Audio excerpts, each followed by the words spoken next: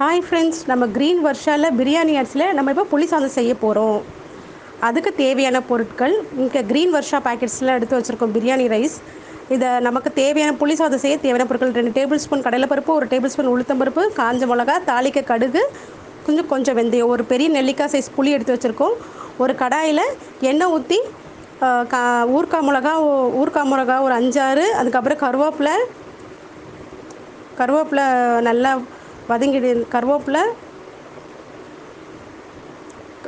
கருவேப்பிலை வதங்கிடுச்சு. அதுக்கப்புறம் தாளிக்கிறதுக்கு புளித்தொக்கு நல்லெண்ணெய் காஞ்ச கடுகு, வெந்தயம், காஞ்ச மிளகா எல்லாத்தையும் நல்லா கோல்டன் ப்ரௌனாக எடுத்து வச்சுக்கணும். ஒரு பக்கம் வர்ஷா க்ரீன் ரைஸ் நம்ம சாப்பாடை வேக வச்சு வெடித்து வச்சுருக்கோம் உதிரியாக. நம்ம இது மாதிரி பிரியாணி அரிசியில் செய்யும்போது புளி சாதம் அதோட டேஸ்ட்டே ரொம்ப நல்லாயிருக்கும். இதுலேயும் ட்ரை பண்ணி பார்க்கலாம், பிரியாணி ரைஸ்லேயும்.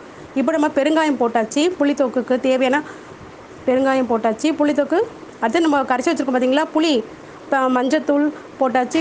கரைச்சி வச்சுருக்க புளி எடுத்து ஊற்ற வேண்டியதான். இது மாதிரி பிரியாணி ரைஸில் செய்யும்போது டேஸ்ட்டும் இன்னும் நல்லா இருக்கும்.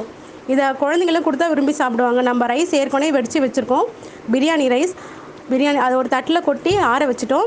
இப்போ பவுடர் ரெடி பண்ண பார்த்தீங்களா, முன்னாடியே கடலை பருப்பு அந்த பேக்கை அதை ரைஸ் கூட கலந்து காய வச்ச புளித்தொக்கு எடுத்து நல்லா சாப்பாட்டில் போட்டு கலந்து எல்லாத்தையும் ரெடி பண்ணிவிட்டு விட. அந்த பவுடரும் புளிதர பவுடரும் ஏற்கனவே நாங்கள் ரெடி பண்ணி வச்சுட்டோம். அதையும் சேர்த்து இதோட கலந்துட வேண்டியது தான்.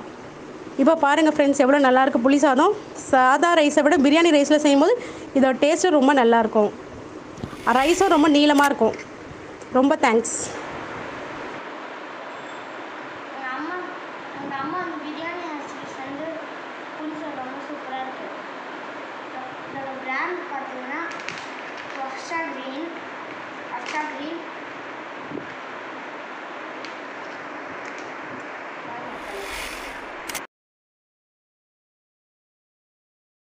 மறக்காமல் லைக் பண்ணுங்கள், சப்ஸ்கிரைப் பண்ணுங்கள், பெல் ஐக்கானை கிளிக் பண்ணுங்கள், ஷேர் பண்ணுங்கள்.